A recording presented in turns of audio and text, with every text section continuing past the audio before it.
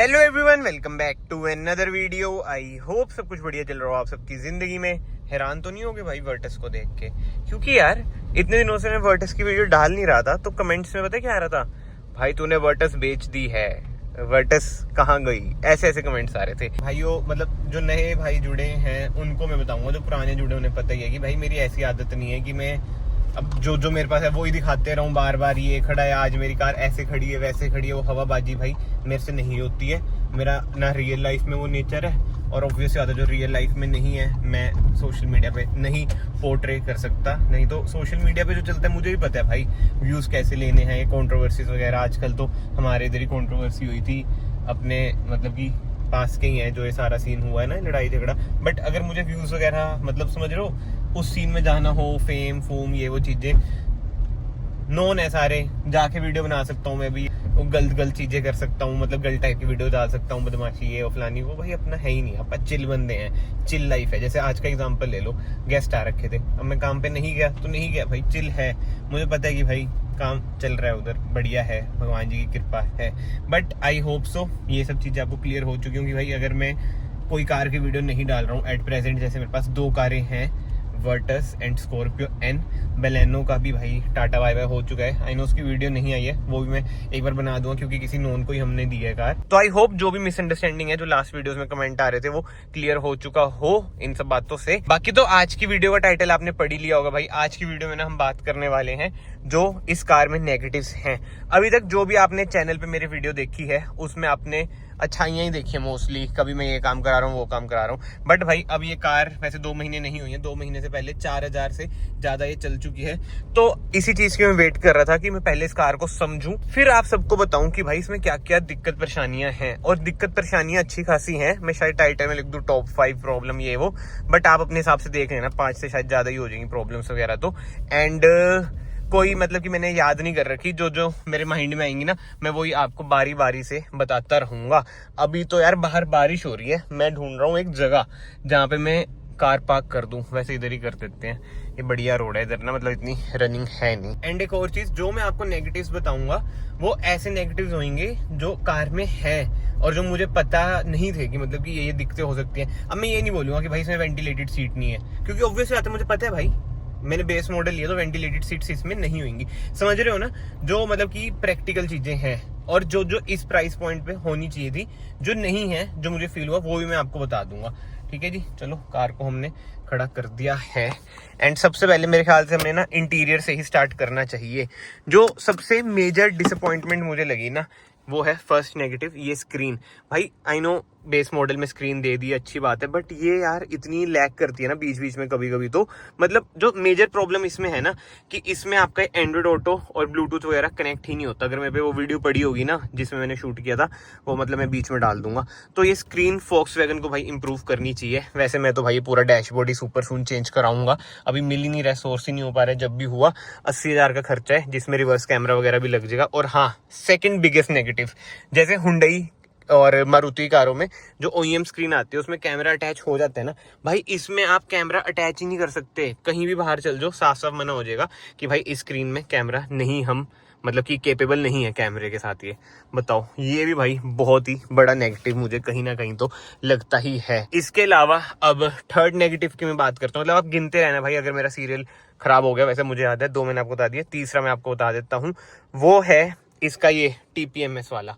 ये देख रहे हो जो इधर लाइट आ रही है, भाई मैं थक गया हूँ मतलब कि हवा डलवा के इसमें। एक चीज मैं आपको दिखा देता हूँ, मतलब कि ना ये लाइट ही गलत दिखाता है। ये व्हीकल स्टेटस लेफ्ट वाले में बता रहा है कि भाई हवा कम है, मैं 3 बार डलवा चुका हूँ हवा भाई, ये फिर भी लाइट नहीं हट रही है। और जैसे मैं ये दबाऊंगा इससे रीसेट भी नहीं होता। अभी देखो दबा के रखता हूँ, ये हो गया, फिर से आ गया। वही चीज है भाई, ये TPMS भी ना इसका मुझे बेकार सा लगा। और इसमें ना टायरों में सेंसर नहीं है TPMS का, इसमें वो है ABS से कुछ ये कनेक्ट कर देते हैं, पता नहीं क्या कंपनी वाले ने मुझे बताया था, वो वाला सीन है। ठीक है, TPMS भाई इसका मुझे बेकार लगा। और अब चौथी और बहुत ही अनएक्सपेक्टेड चीज जो इसमें मुझे फील हुई, भाई इस कार में आपको रैकलिंग नॉइस का इशू आएगा ही आएगा। जब मैंने कार ली थी मुझे एक्सपेक्टेशन नहीं थी कि भाई VW जैसी कार में रैकलिंग नॉइस का इशू आएगा। रैकलिंग नॉइस जैसे ये डोर्स है ना, ये देखो, इसे मैं प्रेस करूंगा, इधर भी भाई वो आती है, चलते चलते भी आती है। मतलब यार VW लिया है यार, मारुति सुजुकी थोड़ी है कि रैकलिंग नॉइज भी आए, चलते चलते भी आती है यार रैकलिंग नॉइज। आई नो वो कैमरे में कैप्चर नहीं होती, एंड आई होप आप लोग भी समझ रहे होंगे भाई कि कैमरे में चटपट सी आवाज कैसे कैप्चर होए। वो भी भाई इसमें दिक्कत कहीं ना कहीं है यार, रैकलिंग नॉइज बहुत ही बेकार लगती है। मतलब ऐसा लगता है आप चीप कार में बैठे हो। मतलब चीप है नहीं है, महंगी तो है, बट हाँ भाई जो चलाने में मजा आता है ना, जो सारे नेगेटिव्स मैं आपको बता रहा हूँ ना, वो उसमें कवर हो जाते हैं। इसके सिवा भाई अंदर कोई मुझे नेगेटिव तो याद नहीं आ रहा है। और हाँ वैसे ना जो है एडजस्टेबल सीट बेल्ट्स ना इसमें होनी चाहिए थी, बट है नहीं इसमें। बट स्टिल जो मुझे फील हो रहा है मैं आपको बता रहा हूँ। और अब उन चीजों की बात करता हूँ जो इस प्राइस पॉइंट में आनी चाहिए थी। एक तो रिवर्स कैमरा भाई इस कार में आना चाहिए था, और क्रूज कंट्रोल भाई इसमें नहीं है, ये भी एक नेगेटिव है। मतलब कि आप 12-13 लाख की अगर कार ले रहे हो, रिवर्स कैमरा और क्रूज कंट्रोल तो ना एक मैंडेटरी चीजें हैं कि भाई वो आनी ही चाहिए, बट अनफॉर्चुनेटली भाई वो आपको नहीं मिलती है। इसके सिवा भाई बाहर चलते हैं, एंड बाहर मैं आपको एक चीज और दिखाता हूँ। बहुतों ने कहा था ना कि भाई ये डिग्गी जैसे ऊपर होती है, अब ऐसे कर दो तो ठीक हो जाएगी, बट भाई वही है कि थोड़ी देर में फिर से गिर जाती है। तो इसकी डिग्गी में भी प्रॉब्लम है। अब देखते हैं फोक्सवैगन वाले क्या कहते हैं। ये 6 मतलब कि 6 नेगेटिव होगा, मतलब कि स्प्रिंग वगैरह ढीला है, मतलब कि वो यार क्वालिटी इश्यूज हैं। ये देख रहे हो इधर कैसा है ये देखो, वही है ना, लेते टाइम तो हम इतना नोट नहीं करते, बाद में जैसे सामान रखते हैं। मतलब ये देखो आप, वायर वगैरह ईजिली दिखती है अंदर। भाई सही में कॉस्ट कटिंग तो ना जर्मन्स करते ही हैं, ये बात हमें माननी पड़ेगी। तो ये बिगेस्ट नेगेटिव मुझे लगता है अंदर जो फिट एंड फिनिश है ना। और फिट एंड फिनिश तो अंदर एक और चीज़ है, उसमें मैं आपको बताऊंगा।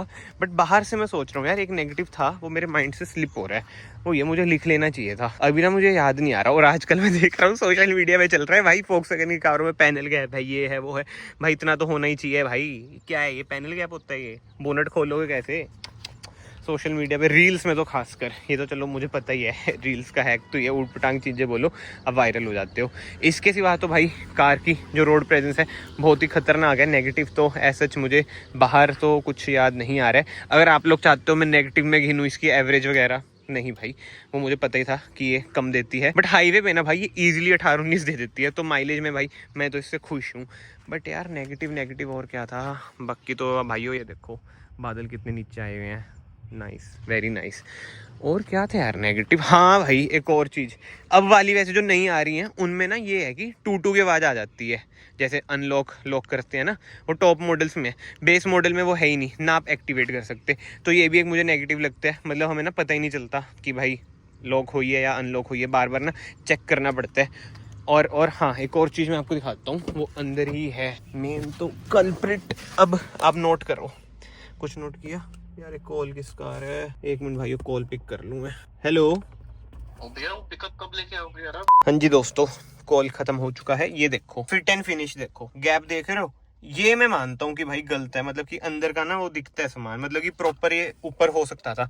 मतलब कि ये वाला पैनल मुझे मतलब बेकार लगता है, ऊपर वाला। ये तो भाई बढ़िया लगता है, टॉप मॉडल से ज्यादा बढ़िया ये लगता है। प्रैक्टिकल ये है, जिसके पास है वो रिलेट कर सकता है। और इधर भी देखो 2x पे करता हूँ, ये देख रहे हो? मतलब कि वो वाली बातचीत यार जो फोक्सवैगन जाननी जाती है ना, फिट एंड फिनिश और रैकलिंग नॉइज, ये तो आप चलो उसी पॉइंट में गिन लेना। और एक और चीज मुझे याद आ गई भाई, वो ये ना मैंने कुछ लिख नहीं रखा, जो जो याद आ रहा है मैं आपको बताई जा रहा हूँ। वीडियो शायद थोड़ी बड़ी भी हो जाए, बट नेगेटिव सारे क्लियर करूंगा। जो इसमें रेंज लिखी आती है ना, ये भाई एक्यूरेट नहीं है, इस पर आप निर्भर मत रहना, बिल्कुल भी निर्भर मत रहना। माइलेज इसकी फिर भी थोड़ी बहुत एक्यूरेट है, बट रेंज भाई बिल्कुल एक्यूरेट नहीं है। दिखाती कुछ है, चलती कुछ है। और जैसे हुंडई वगैरह में होता है ना कि वो डिजिट्स मतलब कि ऑड इवन दोनों आती है, इसमें भाई 5 के मल्टीपल्स आते हैं। मतलब कि 630, 635, 640 ऐसे सीधा 5 से ही ये नीचे आती है। एंड इसके सिवा जो नेगेटिव अब बचे हैं वो मैंने आपको ट्रिप में बता दिए थे, बट इस वीडियो में भी मैं आपको बताऊंगा जब हम स्पीति गए थे।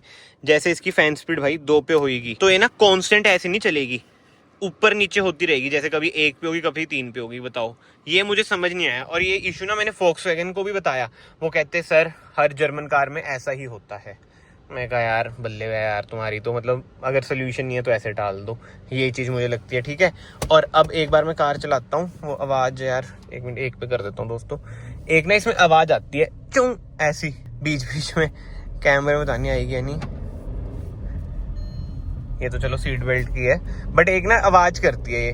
तो कमेंट्स में आ रखा था जैसे वो ट्रिप्स वाले व्लॉग में कि भाई ये उस चीज की आवाज है, मतलब कि ये एसी की ही आवाज है, उस चीज की कह रहा हूँ कि भाई ये एसी में से आवाज आती है। तो ये भी मुझे समझ नहीं आया कि भाई ये आवाज क्यों आती है, और कारों में तो आती नहीं। और हाँ भाई, एक और मेजर पॉइंट, शुक्र आज बारिश हो रही है, अब मुझे याद आ गया, इधर ही रोक लेता हूँ, अपना ही पूरा एरिया है भाई, कोई दिक्कत नहीं है, मतलब कि बंद है एरिया, अपना तो क्या ही है, अपना तो घर है। ये देखो मैं इसके वाइपर चलाऊंगा ना जैसे,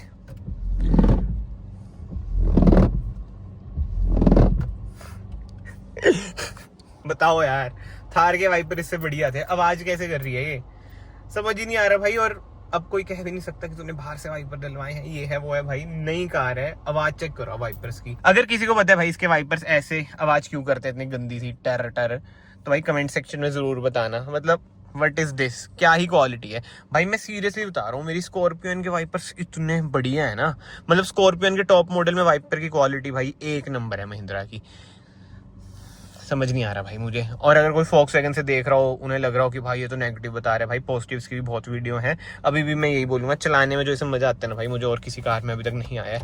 मतलब मेरी मर्सिडीज में भी था मजा, बट इसमें भी है, जिस प्राइस पॉइंट पे ये है ना, बहुत ही अमेजिंग है। And yes, last but not the least, Volkswagen Virtus के भाई बाहर जो एसेसरीज होती है ना, मतलब कि काइंड ऑफ छपरी एसेसरीज आप उन्हें कंसीडर कर सकते हैं, मतलब कि उनकी कैटेगरी कंसीडर कर सकते हैं, जैसे कि ये नेट मैंने लगा रखा है, ये भाई ये इजीली, मतलब ऐसी ऐसी चीज़ें इसकी नहीं मिलती हैं।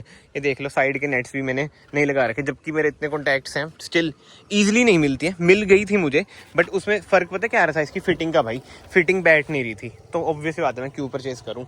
और वैसे इसका ये वाला क्वार्टर ग्लास का भी एक्स्ट्रा लेना पड़ेगा।